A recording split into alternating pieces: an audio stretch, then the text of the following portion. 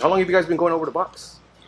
Man, I think 2 weeks, 3 weeks now. That's what I was Yeah. saying. He asked me, and I was like, I think it's been 2 weeks with Dean. 2 or 3 weeks. So, well, funny story. But 'cause you've been before. I actually went a while back with my girlfriend Kayla, and I remember you were training that day. Yeah.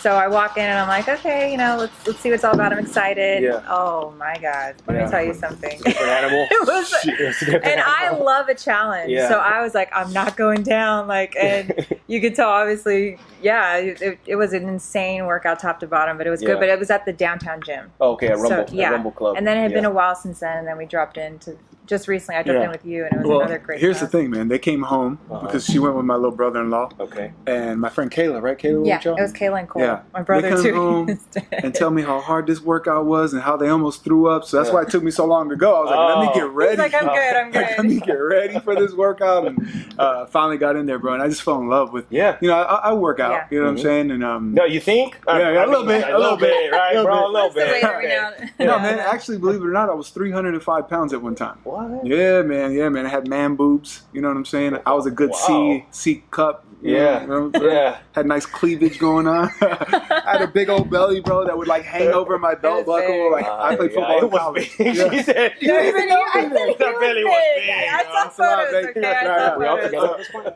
No. I tell her all the time, and she wouldn't have dated me at 300 pounds. I was a big baby, burly. Well, how'd you know? I love you, How'd big, you know, or the though? way you are now. Photos. Oh, He just showed me photos. photos, and he looks like he's just like ready to eat. He's like, give me a burger. Yeah. Hey, cut to the fat nap. Cut to fat nap. Yeah, man. So I played football through college, and Okay. I was big for a reason. When I got done playing football, I was like, okay, man, I ain't trying to walk around 300 pounds. Yeah. It's uncomfortable, you know. It's getting in and out of bed, up and off the toilet. Yeah. Sex. It just sucked. Everything me was like a big, struggle, you know? right? Everything was a struggle, man. Everything was a Like these struggle. stairs that I came No to way. get here, Wouldn't have made I would have needed a break, like Wow. you know, take a knee real quick.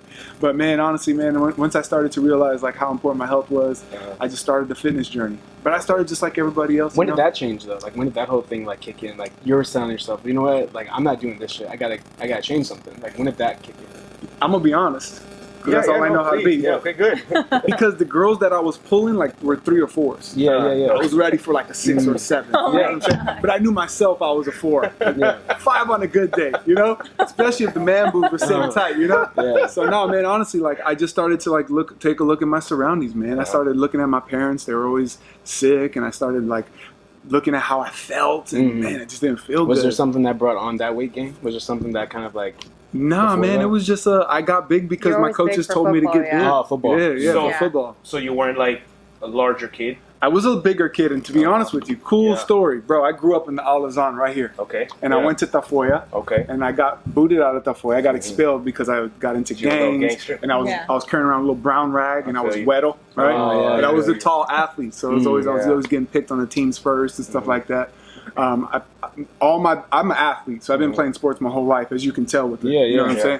Yeah. Right? But all my basketball, all my athleticism was grown right here at Trinity Basketball Court. Okay. Yeah, man. I've never been on That's this side of dope. town. I'm I've in the never city. been on this side of town. Really? Aside from this, like I would come do to not this side know of town just to get in scraps. Oh yeah, you Literally can find seems it. like- It seems like the only You can reason most why you come over definitely here. find it. Yeah, You to know? hoop and get in scraps. Yeah. That's it. The hooping on the west side, bro, That's is it. great, and it was That's what I back when, hear. back when Lanier had the yellow heads. I don't They know. all dyed their heads yellow, and they went all the way to state, and they lost like Oh. 2 What years years back to was back. What years is- Man, I think maybe 01, 02. Wow. If you're on the west side and you hear about this, you already know. There was a song. You know the song "Whoa"?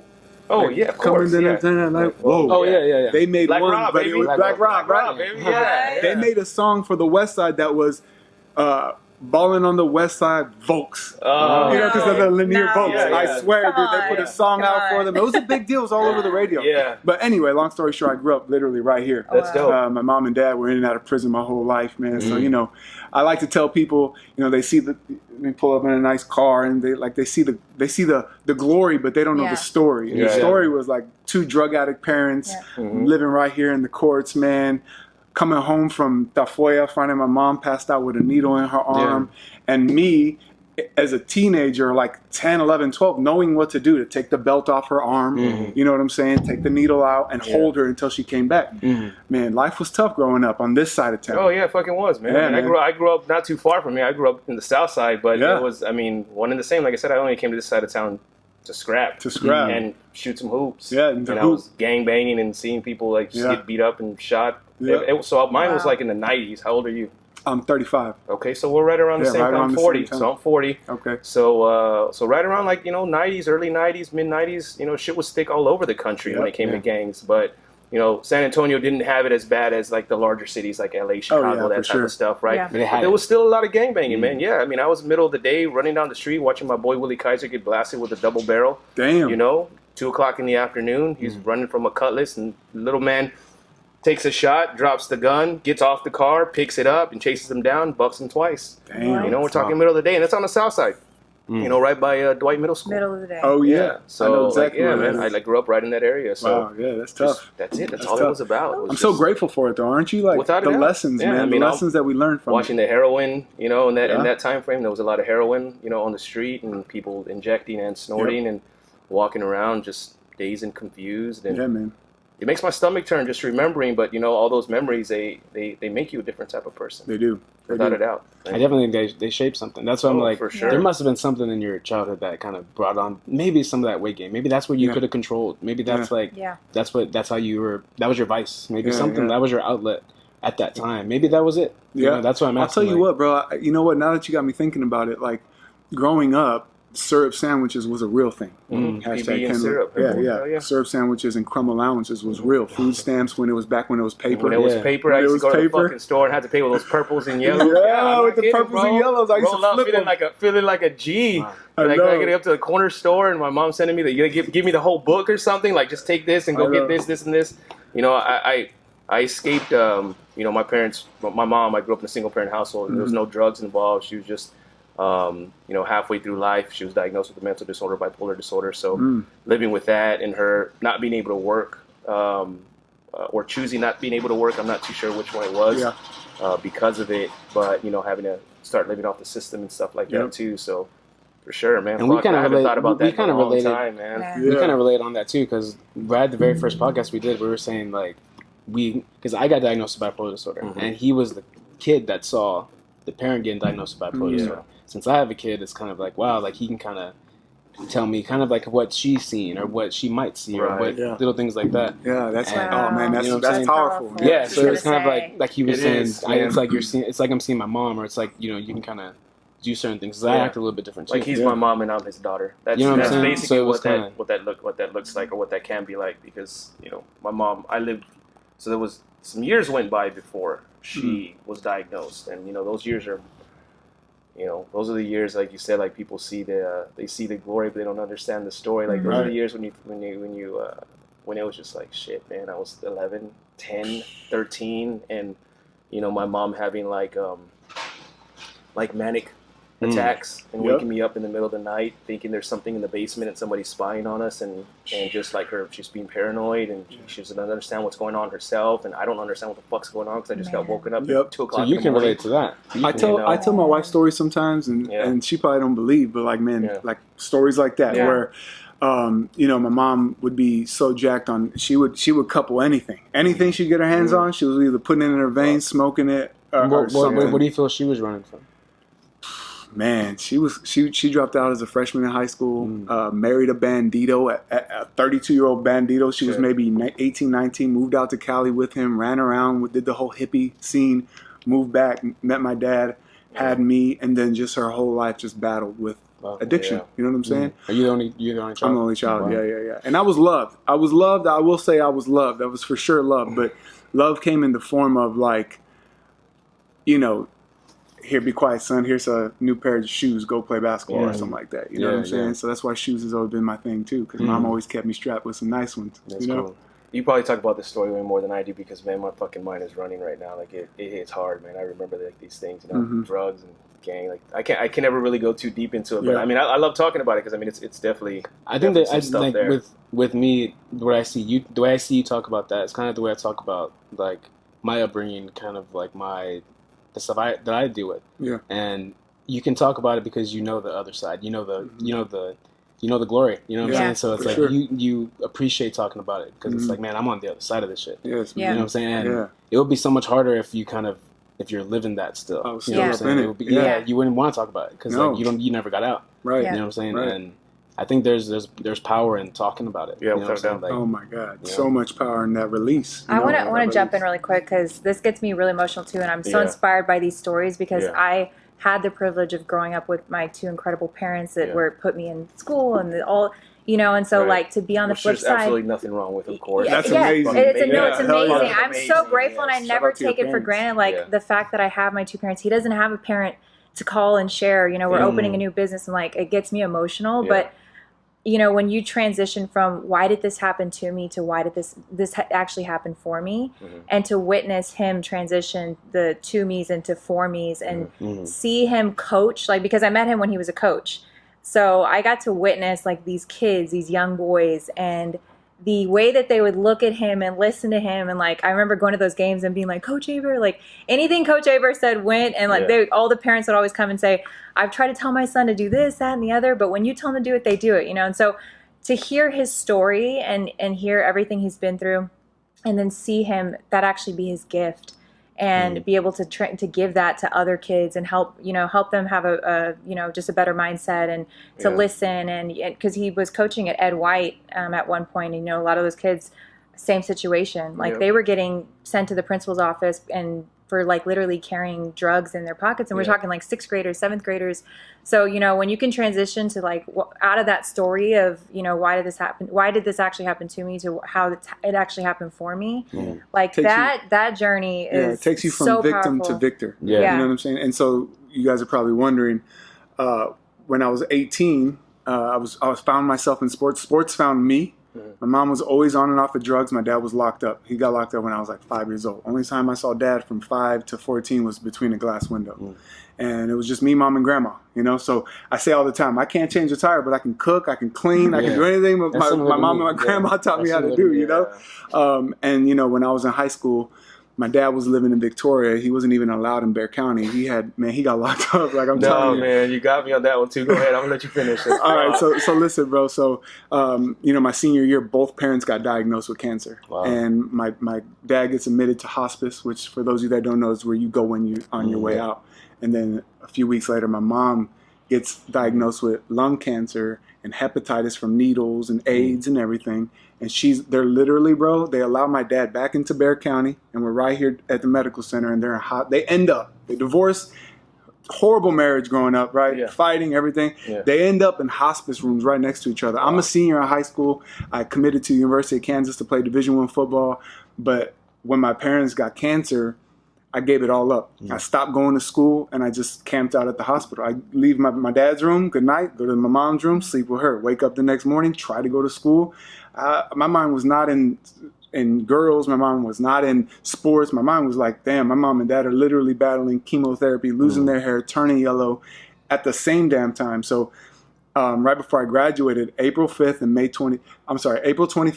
4th, 2 weeks from each other, they both passed away my senior year in high school. I cursed God, bro. I lost all faith. I started smoking a lot of weed, but because doctors were trying to put me on antidepressants and all that shit, but what I found was marijuana did that for me. You know what I'm saying? So I picked up marijuana. I just locked myself in a room, and I just went through that depression, man, suicide, the whole thing.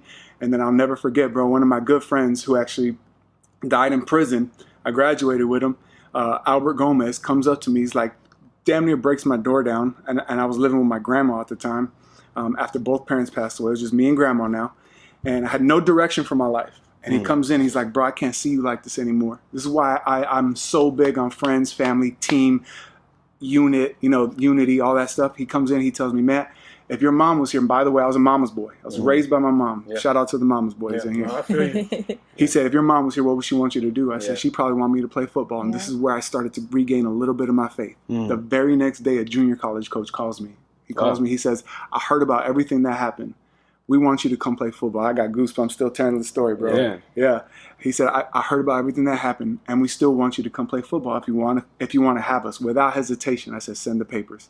I packed up my truck, which my dad willed to me. He was a landscaper. His old work truck had a silver toolbox in the back, still full of tools, but I didn't have the key to it. So I drove to Cisco, Texas. I took my ass to school, bro, and sports and coaches saved my life. Yeah. That's why I do what I do. You know what I'm saying? That's why I'm a wellness coach. That's why I took on Herbalife and everything that we do, because now I have a platform where I can create positive change in people's lives, you know? Right. And it's not job to me, it's purpose. You know, like you said, it's like God put me through this story to all build the calluses and have the awarenesses and the knowledge to now take my story and support other people. Yeah. So that's where I'm sitting here right now. It takes a lot of strength for you to make that 180. There was a point where you made a 180 because you were in and out of having parents basically your entire life, right? And you had to have the strength and consciousness to make the decision, like, I'm gangbanging. Yep. But fuck, man, I can't be this. This isn't me. You have to learn that. Like, this isn't me. Like, I like it. There's something I'm getting from it. Family, community, cohesiveness. Like, I'm getting that from it because I don't really get that in my life. But man, I get that from sports too. Like, I can. There's another side of me. I think the other side, like, I think what you experience is more of like furthering. You're furthering yourself as opposed to getting here. It's gonna stay here. Yeah, like, you ain't going anywhere. Right. You know what I'm saying? Right. Yeah, you have to. That happens. That happened to you at some point. Yeah. You know, and that's the only thing that kept me. I mean, I was like 15 and getting jumped by like 13 people and getting stabbed in the ribs and you know, running home and getting like fixed up and still wanting to make it to like basketball practice the next day, you know what I mean? But I'm only getting fucking stabbed and stabbed at because I'm in a gang. Yeah, why am I in a fucking gang? I'm in a single parent household, single child. Yep. You know, mom is like battling, figuring out whether she's gonna work and with, you know, mental disorder and you know, it's just me, man. Yeah. Just sometimes and you got to figure that shit out, and it's not easy. Yeah. Sometimes you got to separate to elevate. You know what I'm saying? Whether it's me getting out of this side of town and I had to separate myself to elevate, and that day that I packed up my dad's truck and left, if I would have stayed in San Antonio, I say all the time, I don't know what I'd be doing. Yeah. Yeah. All I knew was all I saw. So I would have probably been dealing drugs, hanging out with my mom's friends, and, you know, in that whole world. But San Antonio for you is the South Side for me. Yeah, that's what I said. I said I got to get the fuck out of the South Side. So like, when you met him, where was he on his journey? Where were you on your journey? So it's really because I grew up with two parents who were just, like I said, I went to Incarnate Word. I was born and raised in Corpus Christi. Okay. Which I was a mean girl growing up, like complete mean girl, because I got picked on when I was in elementary, and that just started to I started to build this wall of don't trust women, you know, don't trust girls. Everyone's out to hurt you. So start like putting those walls up. So it was always really hard for me to build relationships with other women, to trust. So I ended up coming here to Incarnate Word to play soccer and go to school. And funny story, so we actually met at a nightclub. Go figure. Area 31. Oh my God. Yeah. So I see a very good-looking guy with somebody champagne. Reminded me of Antro the other day. Oh my God. Somebody reminded me of Antro the other day. The posh, all those. Oh, posh. Yes. Okay. So I end up seeing him in the VIP section. I'm like, let me get me some champagne and say hello. We have two different stories of how we met. Yeah. So I end up, long story short, he ends up asking me on a date. He's mid getting another girl's number. And he's like, oh, hold on real quick. And he's like, oh, hey, Alexa. And I'm like, he asked for my number and I give it to him. And he's like, I just got a coaching position for the Lee soccer team. Yeah. And he's like, I know nothing about soccer. Maybe you could help me. And I'm like, really? Damn, that was smooth. Like, really? Okay. That was smooth. So I, of course, I'm like, you know what? Okay. We can, so I show up to the date. I show up to a date with the notebook, ready to take notes. I'm like, all right, let's do this. And I'm like, no. I swear, I just wanted to learn soccer. Yeah, I swear. So we end up, that night, that night he actually asked me to come over. I said no. And long story short, he ends up asking me on a date. We go on our first date. And so in that point when we met. Let me preface. Okay. Real quick. I got you. Hold up. So when we met at the club, oh God, I was 300 pounds at one time, so I was big. So it was an easy job for me was bouncing. So I used to bounce at Planeta. Okay. All right. So I knew I got to know a lot of people in the club scene, mix, bro. Because I was just the big ugly that was standing there, right? So I knew people at Area 31. So I was like behind the red rope, right? I go and open the red rope. I have a douche, bro. I have a bottle of rosé in my hand, right? And I'm this guy. So I call her over and I pour her up a drink and she dances on me. So I'm like, oh, it's for sure going down tonight. Yeah. So I like try to invite her back to the house. And now I'm having a get together. So she said no. I did come back for a refill and then I bounced again. Yeah, so came back, she left, she danced on me a little bit, left, came back, danced on me again, got a refill, left, and then I didn't see her again for a couple weeks. So let me just say that. Okay, yeah. So then we linked up, gave him my number. We ended up going on a date, and in that time, he was a coach at Lee High School, and I was still going to Incarnate Word, getting my degree playing soccer. And this is actually really crazy. That month that we actually started talking and dating, he hits me up, and it's literally like we're literally fresh. And he's like, "Can I come over? I need to share some things with you." And mind you, he had just lost his grandpa. His grandpa was like his last standing family member outside of your grandma. Yeah. And that was his rock. Like, that was his everything. And I didn't even actually get to meet him yet. Like, that's how fresh we were. And he calls me, and his boss had shared with, like, hey, take all the time you need off. Like, you're good. We got you covered. Shitty situation. I was power of attorney of my grandpa. He's my last living family member. By the way, right now I'm the last living A-bear, so we got some boys, right? Yeah, we do. Right. So, they told me, man, I told him I'm a power attorney. He said, take care of everything you need to take care of. Your job will be here when you get back. Yeah. Swear, bro. I bury my grandfather. I take a week. 1 week. I come back. Gone. And the head coach, the athletic coordinator from Lee High School, sits on the table and says, hey, we're going to have to let you go. Man, in my mind, you know that flash where you go flash in your head and you see what you want to do? And I saw myself reaching over the table and just ripping his throat out, right? And I just gritted my teeth and I said, thank you for the opportunity, and I just balled in my fist and walked out. Like, just trying not to burn any bridges and do the right thing. That's one of those moments when you're presented with that fork in the road. It's like, which way are you gonna go? Like, exactly. Yeah, man. So he comes over to my apartment. The old me, right? He comes over to my apartment, and mind you, we're like 1 month in. Comes over to my apartment, and I've seen him cry. I can count on like one hand, and that was one of the moments. He just had tears in his eyes, and he looked at me. And he was like, you're all I have. And I remember that day, and I was like, fuck, I'm 20 years old. And I'm like, holy smokes. Like, he was 25, and I was like, wow. Like, I just felt this calling to be, you know, like his angel, like to be here for him, to be his rock. I'm like, wow, I've never been someone's everything. But something about him I was just drawn to, and I said, you know what? Like, I'll be here for you. Like, I'm going to be your rock. So we ended up moving in 4 months in. We moved in like really soon. And that year, I always tell people, like, live together before you get married. Because that year was like hell for us. It was crazy. A lot of highs, a lot of lows. But we got to really see who each other was. And I personally had a really bad drinking issue. Like, I was binge drinking. And I ended up graduating, got my degree, and I was sitting on it waiting tables. I was over at Sushi Zushi for a little bit, and then at Paisano's. And for me, you know, growing up, like, I was in the Gift and Talented program. I was always the MVP on soccer teams, like always awards and do this and be the best. Like, I grew up with the mentality of like chase, you know, be perfect, straight A's, and which is amazing because it has a lot of it's a lot of who I am today, and in many good ways because it's helped me become successful. But on the flip side of it, if I wasn't the best at something or wasn't where I thought I should be, like there was a lot of self beat up on the inside. So I would drink to just black out and get wasted.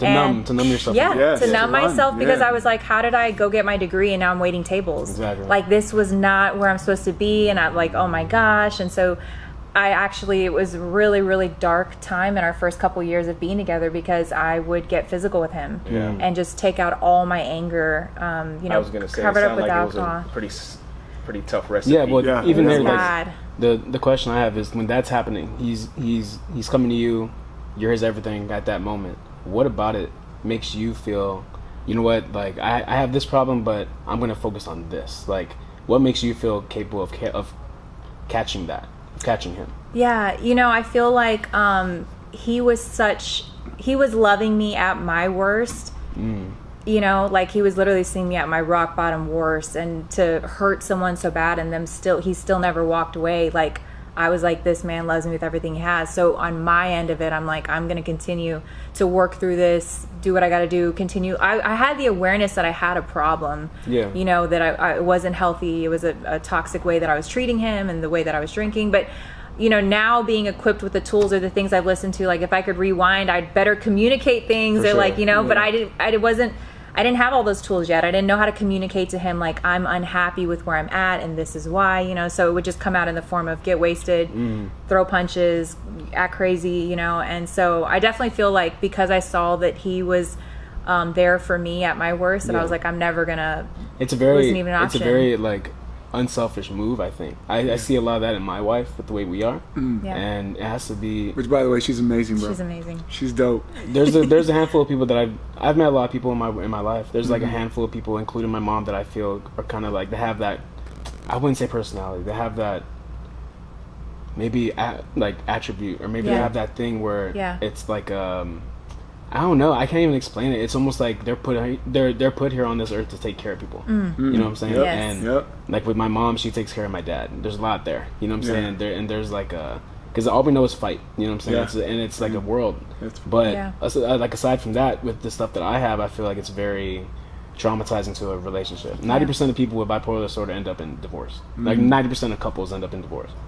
And I feel like, man, we're strong. Like, but a lot of that I have to attribute to her, because it's like, you know, it's very similar. I don't know if it's how y'all are, or to a certain extent, but like when she's acting out on you, you're taking it and you know where it's coming from, and you're still there. Like you're still willing to like not walk away. And it's the same with you.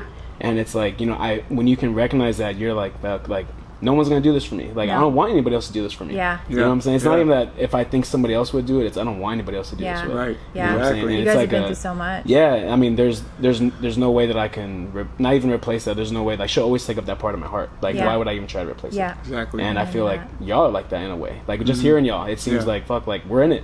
Like we're this team. Because my question initially was gonna be like fuck. Like how can y'all have so much together time? Like how it seems like y'all together all the time. We are. I said that myself. And for me, I'm very much the opposite, where I need my space. Like I need to be by myself. Like I cannot be around my wife all the time. I love her, but I cannot do it. Like and she knows it. Like she knows that I'm better when I've had that space. But I feel like y'all are always together. Y'all have a fucking Instagram together.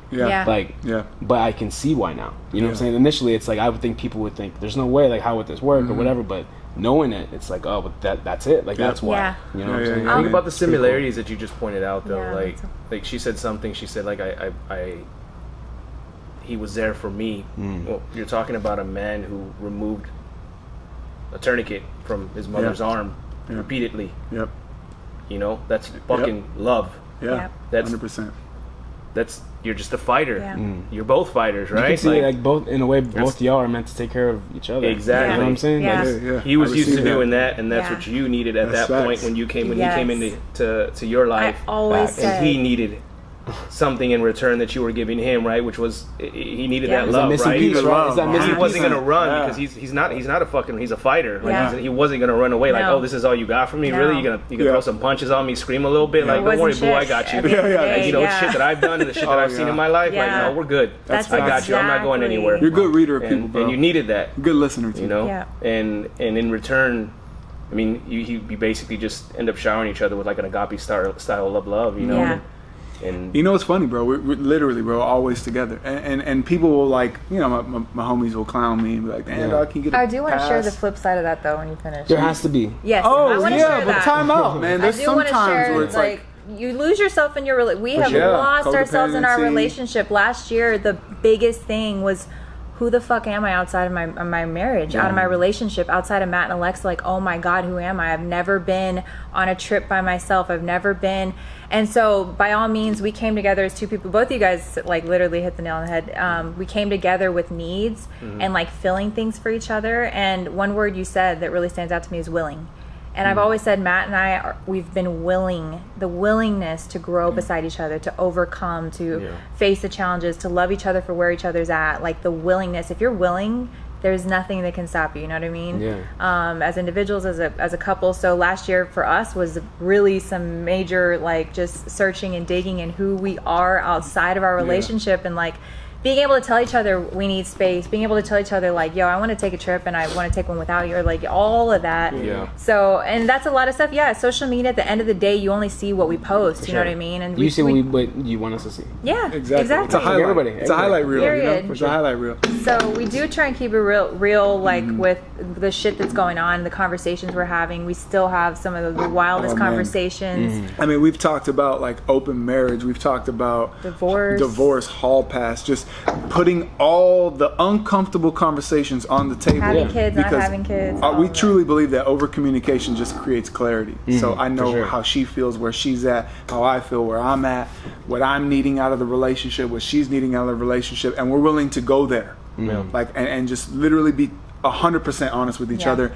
not taking each other's feelings in consideration, but taking each other's feelings in consideration, if that makes sense. That's another similarity I feel, because like me and my wife are very communicative, and I think one of it has to be because she has to know where I'm at, like most of the time. She has to know, am I suicidal today? Is today not the good day? Like, do I need my space today? Or can I be around my daughter today? Can I be around her today? Little things like that.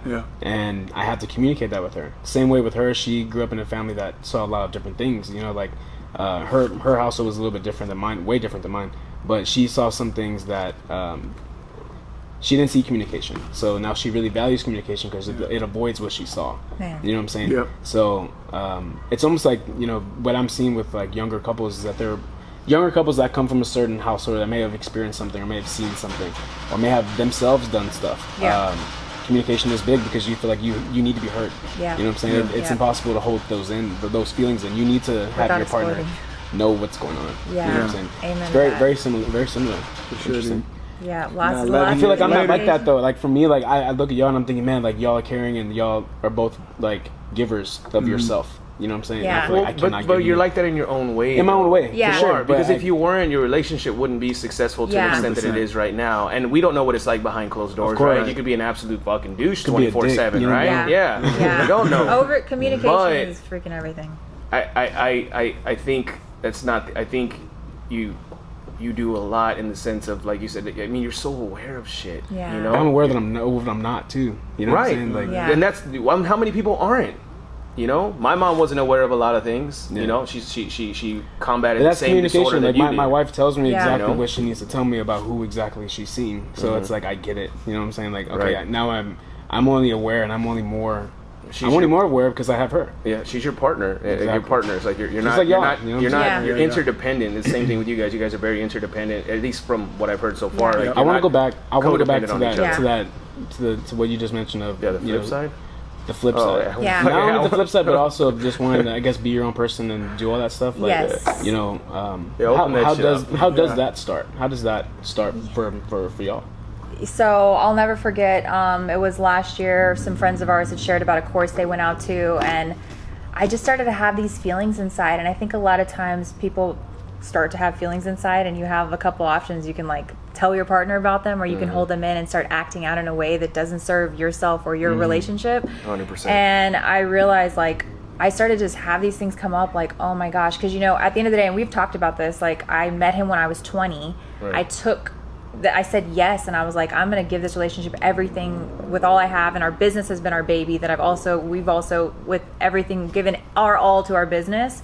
And what I started to realize is like, holy shit, what about me? Like, who am I? What have I given myself? And so those feelings started to come up, and I remember just saying yes to the course. I got out to LA, and he started to kind of freak out. He's like, yo, like, what do you mean? You're going by yourself? Like, what's going on? I've never heard before. And I came back from the training, and I was like lit up because I'd gone there with myself to like some of the deepest, darkest places. I'd forgiven myself for some things. Should go drink some ayahuasca, or what happened? What did we attend here?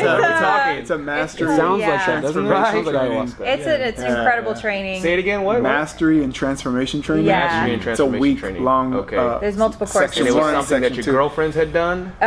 Somebody that a mentor of ours, yes. Oh, okay. A mentor of ours who's always led us in the right direction said, look, you want to grow yourself in your business? He's like, get your ass out to LA. And I was like, what? Okay. And what do you think you let go there, and what do you think you picked up? Shit, I let go of a lot.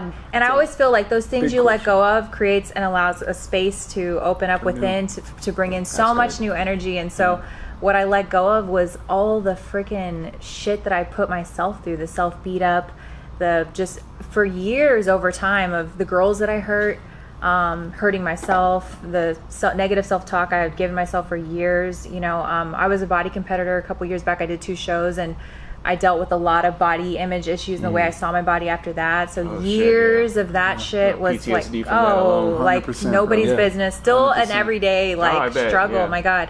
No. And so just to release that and let go, to forgive my parents for certain things that I held on to forgive my family, to forgive him for certain things that I had held on to, that I was angry and resentful towards him. And to let that go and come back, I swear to God, I lost 150 pounds internally, you know, awesome. And to create that space. So what I gained was most definitely the beginning of clarity and who I am and the things that I love, and you know. And so she came back this brand new ass person, you know, and it wasn't who I knew. So me, out a little bit. 100%. It was bad, coming from what I came from, I went into immediate, she's gonna leave me. Insecurity mode. Say, not insecurity of my girl's gonna leave me, but I had everybody I've ever loved. This is something I learned inside of this course. Everybody I've ever loved, I've lost. Mom, dad, both sets of grandparents. Wait, y'all went together? No, she went. Oh, okay, you went, and you a few months. Going, so okay, he was like, "I'm going." You're like, "Fuck, I need to figure out what the fuck happened to you." Yeah. Okay, I'm there. Yeah, so I'm standing in front of this room, 240 pounds, 6'4", bawling my eyes out, and I tell the instructor in front of 200 plus people, I'm afraid to love, because even up until that point, I haven't loved her 100%. I just enough. I figured out about myself that I'm a bullshit artist. I can let you think that I'm great with you. I feel like I'm gonna need you to stop. I feel like I'm hurting myself. But I'm gonna just let you in just this far to where you think me and you are like this, because at the end of the day, I'm afraid I'm gonna lose you because I've lost everybody I've ever loved. So I stood in front of this room and I said, man, I'm just afraid to love. Everybody I've ever loved, I've lost. And I'm crocodile tears, bro, brawling down my face. And the instructor stands up, and she's a very brash instructor. She's very that's not who you are. And she comes up to me and she says in a very soft voice, she says, baby, everybody in your life either leaves or dies, but it's what you do while you have them.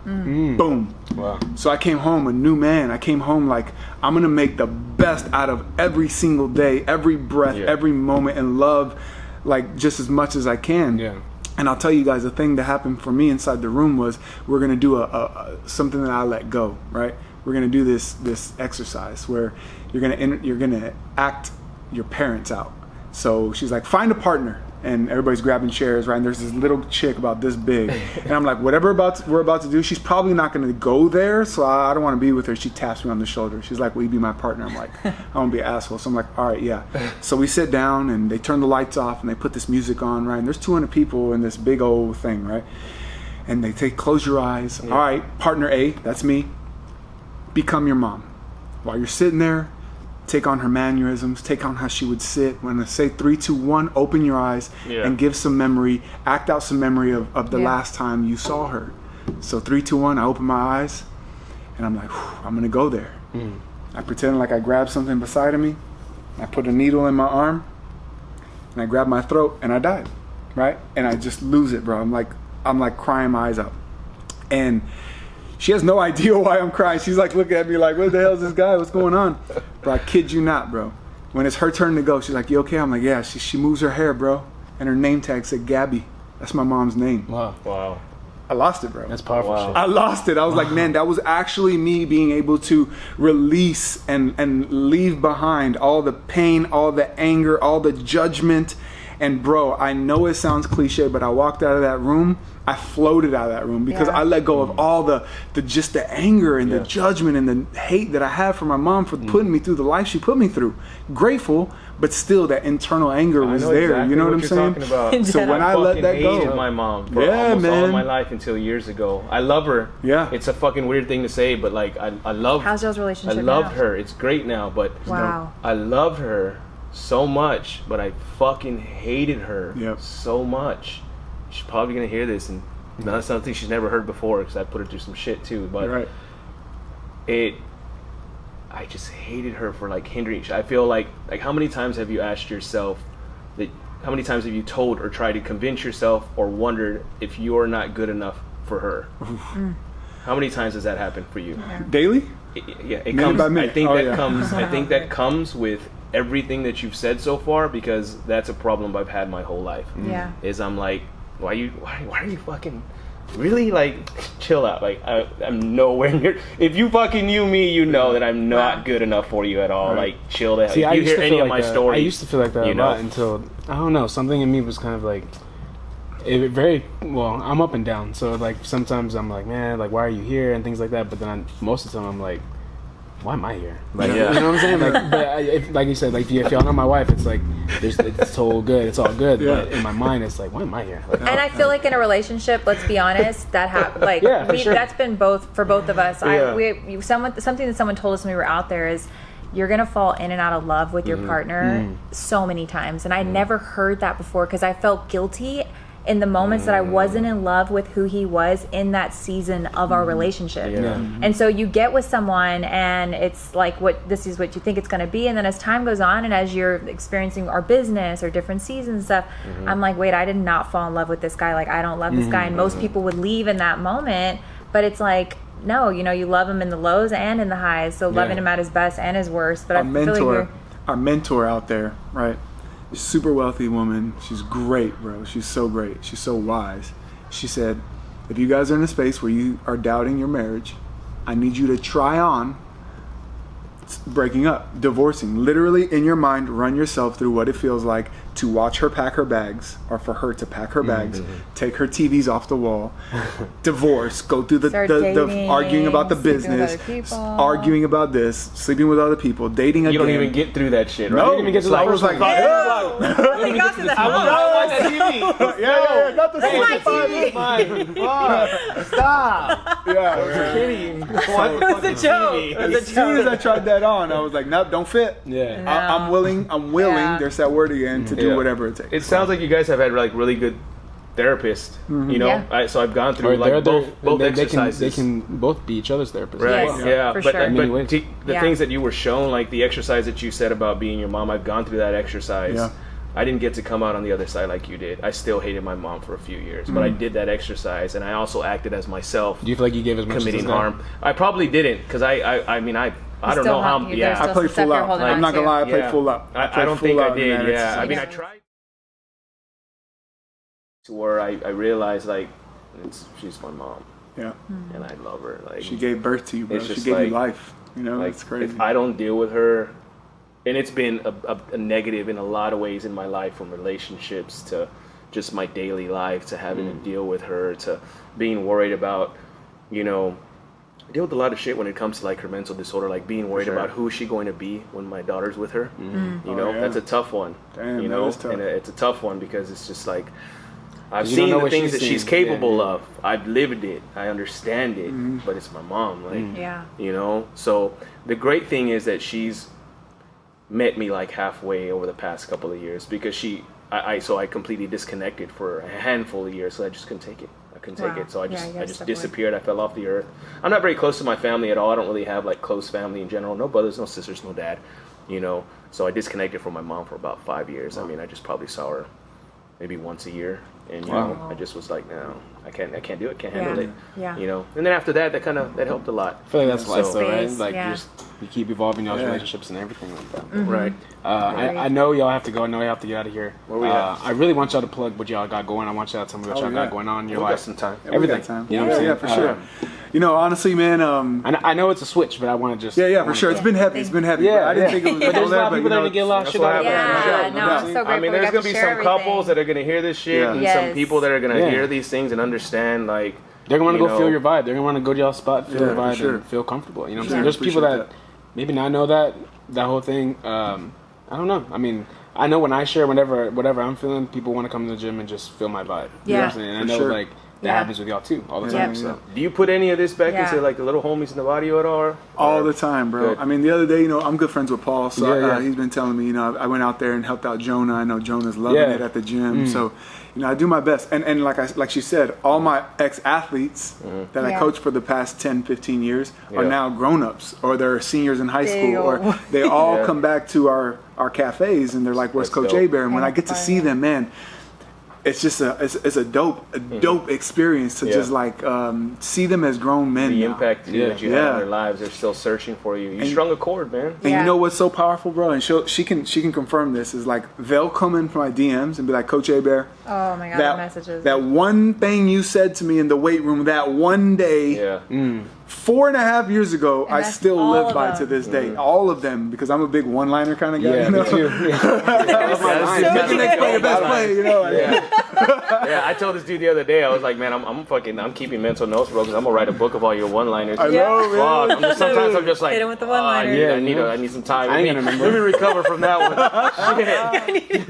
I'll see you in 5 years. Hold on, John. I'll see you in 5 years. Oh shit! No, but yeah, man, that's great, man. I'm glad that you do that. That's super important. Is trying to make an impact, because there's a lot of people, a lot of kids, a lot of men, a lot of young men that could use that. Fuck, I wish I had somebody say something to me in my ear. And that's what I always say. That's what I always try to be like within my lane. I always I'm very much in my lane. You know what I'm saying? But I feel like within my lane, I try to be the voice that I needed when I was a kid. You know what I'm saying? And that's the one where you might be mentoring these kids, but you don't know what they're going home to all the time. You know what I'm saying? You don't know who's in their ear. Yeah. But if you know you're in your ear, you know they got a better shot. Yep. And for me, that's what I think. For me, like, someone might be undiagnosed right now. Someone might be just going through shit. Someone might be wanting to jump off a roof like I did. You know, like just wanting to do it. Yeah. And you never know whose ear you're hitting. Yeah. You know what I'm saying? And you got to be that voice, because I didn't have that voice. I didn't even no one knew about mental illness before. So it's just little stuff where it's like, I needed that voice, but I want to be it. You know? And I see that in you too. I appreciate that, dude. Yeah, and I do try to stay in the ear of as many that'll listen. Yeah, y'all got a good story, man. It's a hustler and a princess is the way I'm It's one of those things where it's like there's people in this world that have platforms that aren't using it the right way. Yeah. But it's like you see people that, man, you wish that guy had a bigger platform, because you know he has the right thing. He has the right thing to say. You know what I'm saying? I see that in you. I appreciate it, man. And I think God's blessed me. I see it in y'all. I see it in y'all. Yeah, for sure. Because I was gonna say, you guys should like mentor some couples and stuff. If you don't already do y'all do that? If y'all do that? We have a lot of people ask questions in our DMs, and like some of our closest friends, and we give them and share. You know, keep it real, we keep it. We post on our like we 100% keep it real. Like the last thing we want to paint is that it's this perfect relationship and we're perfect, and like hell no, like. Anybody who is in a relationship knows, like, there's so much shit that happens, you know. Work. But like I said, the willingness to grow beside each other, and we always, if you're not growing, you're dying. So we both have said yes to growth, and that has 100%, you know, been a huge contribution to where we are. But yeah, if anyone ever needs help, we can help with what we've been through. I feel like I might need y'all on again. Y'all said so many things that I want to keep going. Yeah, like there's a lot. Yeah, there definitely might have to be like a part 2. Those have been some great conversations. Y'all have a little bit more time, but tell us about like what made you. So you guys got involved with Herbalife, and from Herbalife spawned like the first location, or how did that work out? Well, six years ago, I was coaching football and teaching. So you coached somewhere after the first place? Yeah, I was at Lee for five years, and then from there I went to Ed White, which feeds into Roosevelt. She said that. Okay. And then Ed White, I went out to Tex Hill, which feeds into Johnson. And while I was in that world of coaching and teaching, you know, I wanted more time with my wife or my girlfriend at the time. I literally just wanted more time with my girl. And like I said, the life of a football coach and a teacher, you don't have much of a life, and you don't make much of an income. So I never really had big goals and aspirations, but when I came into Herbalife and I got introduced to it, I saw people no better than me living dope-ass lifestyles, driving dream cars, living in their houses and traveling, and I'm like, coming from this right here across the street, right? Like never seeing that, never even believing that would be for me. Yeah, thinking like, is it dope or Herbalife? Which one do I need to fuck? I'm about to pick one of these up. Is it dope or Herbalife? Wait, what is it? Because when I was a kid, I did sell herb, but now it's just changing to Herbalife. It's legal now. I actually was waiting tables miserable, and we were working out at Lifetime, which we shouldn't have been. We couldn't afford it fairly. That's just being real. Yeah. We were like, okay, let's do it for a couple months and then we'll cut it. So we were going out to Lifetime, and our sponsor, James Donald's working there, and he just kept approaching us. We're like, bro, we will never be a part of that. We were clowning Herbalife when we first started. We were the biggest Herbalife haters ever. Like, I don't think anyone hated us more than us. Yeah.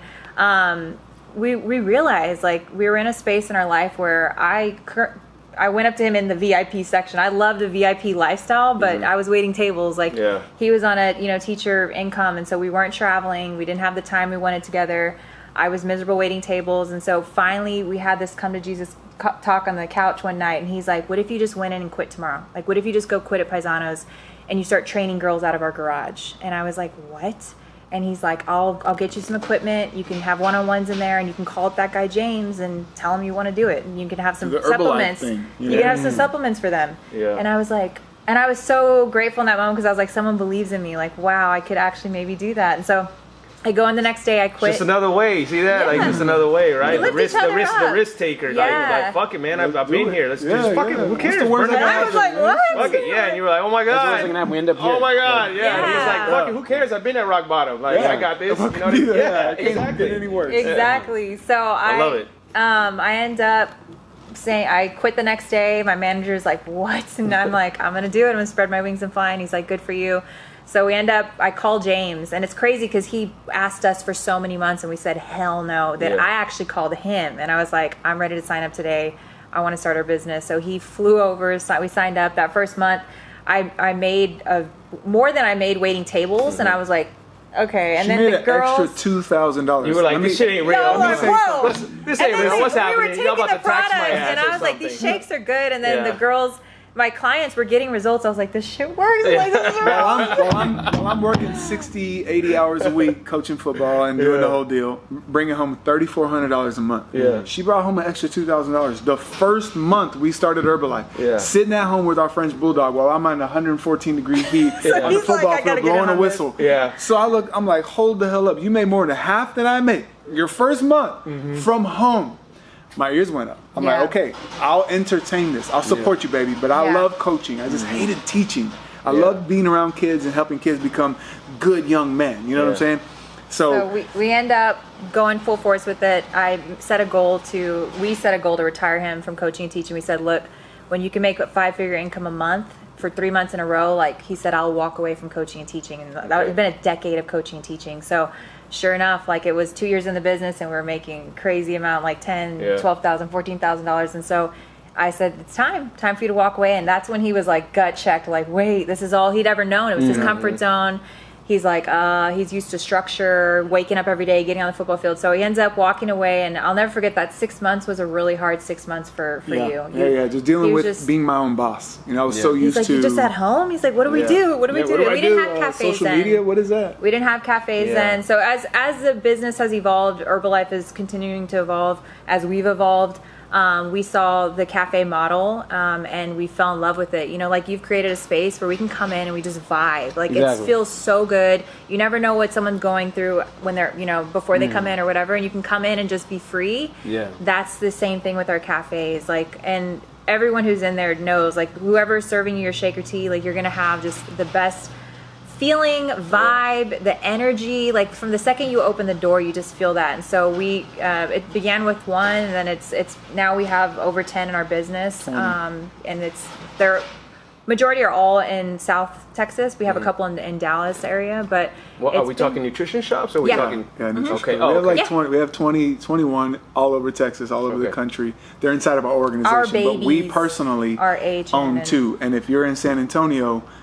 Castle Hills Nutrition, obviously in Castle Hills, and then Alamo Heights Nutrition. Yeah, that's the newest Alamo one. Heights. That's the newest one, just opened last week. Yes. Which one had that dope ass shake that I liked the other day? I was like, what is this? Had like butter pecan ice cream? No, it was like cereal or something like that. Oh, Captain Crunch. Captain. There, that one. Yeah, Captain I was like, what the fuck is this? They're I want to go eat this right now. And they're all plant-based, and it's all 21 vitamins and nutrients. It's a meal replacement. It's super healthy for you. People are getting incredible results with it. And the tea is an herbal tea, which is a natural thermogenic that helps you burn calories, and there's no crash, and it's just all plant-based, nutrition that's served with a smile and good vibes. Think of it as like a bar, right? But instead of leaving feeling inebriated, you leave feeling empowered and inspired and healthy and energized. Okay, bro, I'm gonna come on, baby, let's go. Okay, I gotta go, guys. So that's the goal is just to honestly spread that, and like you said, we've talked about like everything.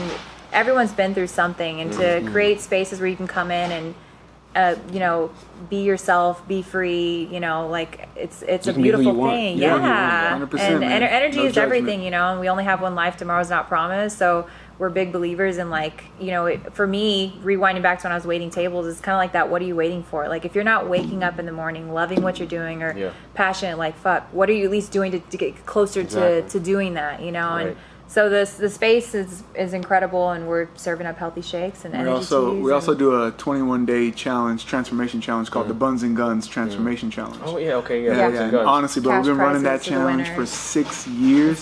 Started in our front yard because of social media. We've gotten clients all over the world. It's like really dope to say that we started a challenge called the Buns and Guns Challenge that literally expands all across the globe, and has changed thousands of people's lives. Whether it's losing 5 pounds, and that woman has literally, bro, you should see some of the testimonies in our DMs. Some of our clients that are like, "Yo, my husband hasn't touched me in 10 years. You rekindled the flame just by me helping me lose 10 pounds. Or I haven't put my 2-piece bikini on since high school. Yeah. Or the guy that's like, man, I feel confident swimming without my shirt on. Yeah. That was me. I'm like, tear. Like, man, hell yeah, bro. Yeah. So just being able to be a platform for other people to transform and grow. That's our goal, man, is to just be our best and help others become their best. Right. Exactly. I think y'all are doing that shit for sure. Appreciate y'all doing that.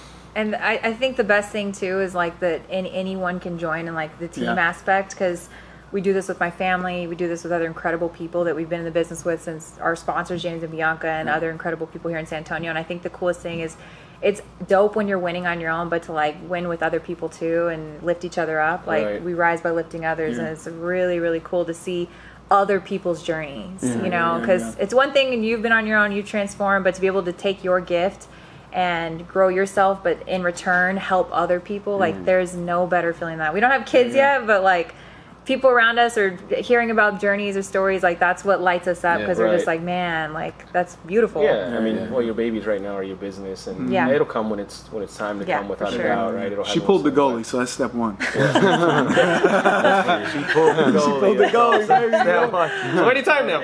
It's happening anytime now. Last time we were here, last time we were here, so Amos broke to us, right? Amos was having a baby, so nice. So there right now. Awesome.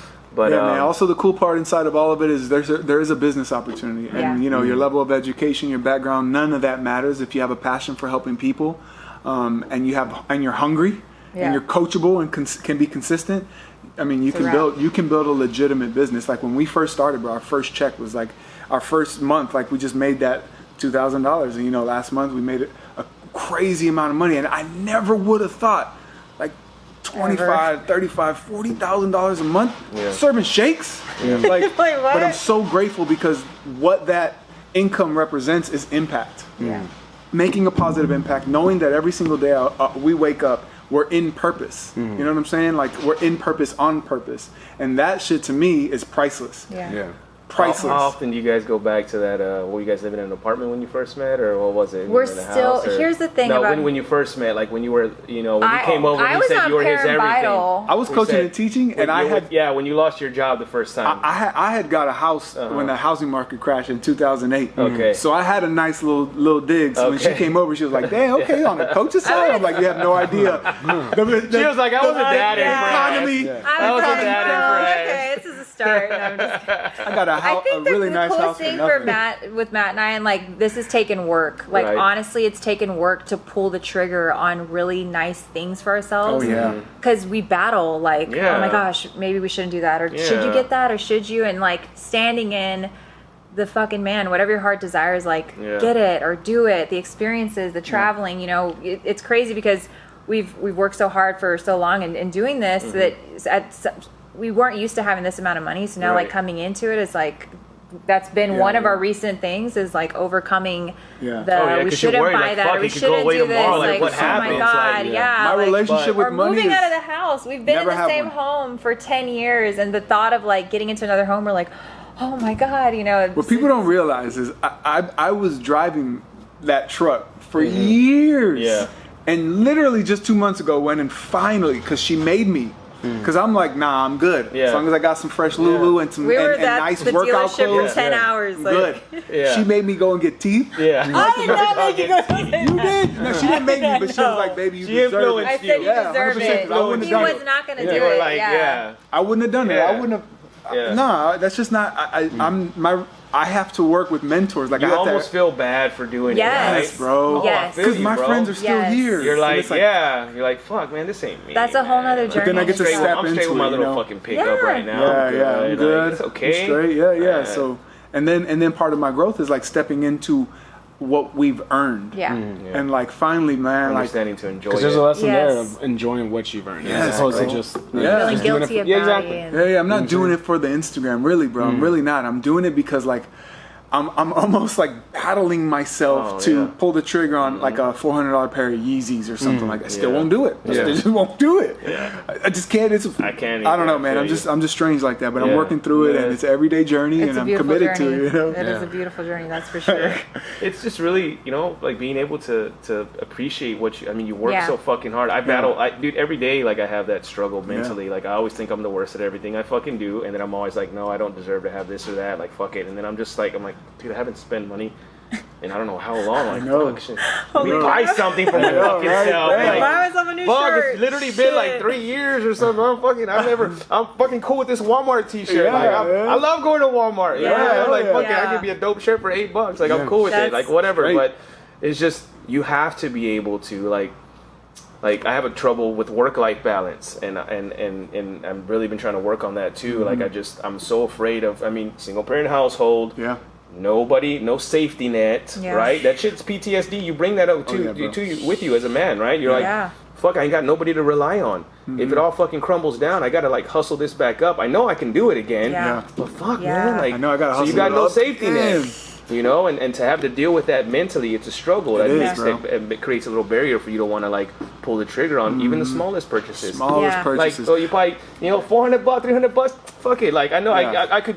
Buy a GoPro. Like I had trouble buying 2 GoPros. I'm like, well, I know. Still battling because it just wasn't how you were raised. Right. It just wasn't. I bought my first pair of red bottoms, and when I walked out of the store, I'm not even fucking kidding. I got on to see how I could return them. Aww. And then I got to work through that. Like I got to like really be like, wow. No one, and that's the thing. No one tells you how to prepare for money. No, sir. You know what I'm saying? No. Yeah, nobody does. You know, the cool part is though, the truck that I was driving.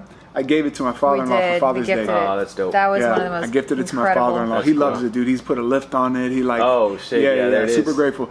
Another my goal thing, is bro. to retire him, but I don't think I'll ever stop working. Another reason why, like, I knew she was the one. Is like when we first met, bro. Her family took me in and was like, God, again, another God wing. Remember my faith? I started to lose it. But as years have gone on, I've just been aware of these God wings, bro. Her family.